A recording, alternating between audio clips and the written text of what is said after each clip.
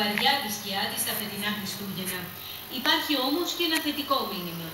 I think some of the economic news actually came in a little bit better than expected, and I think that's what's helping give the market a bit of a more positive tone today.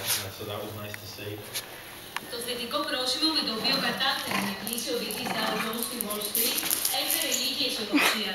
Όμως άγνωστο παραμένει αν τα χειρότερα έχουν ήδη περάσει. Μα κυρίως υπάρχει Χριστουγέννες. Είμαστε ο Λος Άντζελες της ΗΠΑ.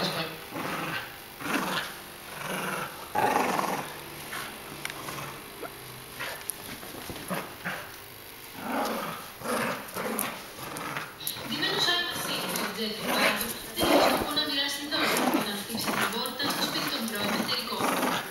Η πληροφόρηση στο πρόσωπο του γράφει το κοριτσάκι που άνοιξε, άρχισε να ρίχνει με το μηχημιαυτόματο όπλο του στους 30 περίπου καλεσμένους.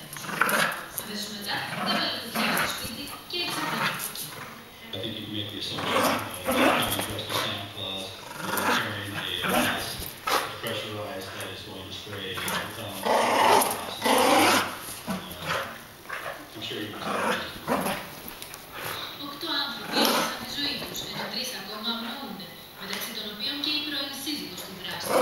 Οι σοβαροί κάποιες ατμοσφαίρες προσελεύονται το παιδί που άνοιξε την πόρτα και μια 16χρονη κοπέλα, ενώ ένα τρίτο παιδί 13 ετών έχει τραυματιστεί ελαφρά.